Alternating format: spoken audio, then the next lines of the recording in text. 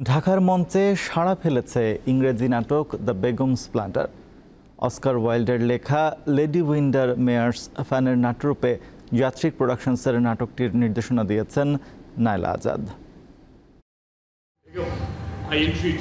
বেগম মুমতাজ নিজামুদ্দিন ও তার স্বামী আফতাব নিজামুদ্দিনের পরিবারকে কেন্দ্র করে গল্প এগিয়েছে দ্য বেগমস ব্লান্ডার নাটকের।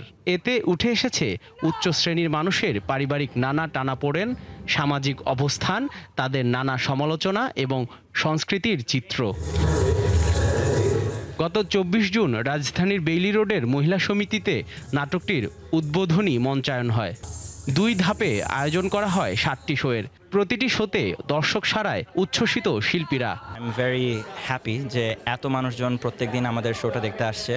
এরকম ইংরেজি নাটক ঢাকায় হওয়াটা অনেক রেয়ার একটা অকেশন, আর খুবই কম ডিরেক্টর আছে যেটা এটাকে খুবই সুন্দর করে জিনিসটা করতে পারবে। মঞ্চে বেগম মুমতাজের চরিত্রাভিনয়ে আপ্লুত এই অভিনেত্রী। অ্যাক্টিং করতে এটা আমার ফার্স্ট টাইম স্টেজে, কিন্তু এই ক্যারেক্টারটা আসলে আমি যত চিনতে পেরেছি ক্যারেক্টারটাকে তত বেশি ভালো লেগেছে। ক্যারেক্টারটা যত ঘটনাগুলো ঘটে ওগুলোর মধ্যে দিয়ে সে শিখতে পারে যে আসলে জীবনটা এত সহজ না। যাত্রিক প্রোডাকশনের উপস্থাপনায় পুরো নাটকটি ইংরেজিতে মঞ্চস্থ হয়। সমাজের বিভিন্ন দৃষ্টিভঙ্গি তুলে ধরতে চেয়েছেন এর নির্দেশক।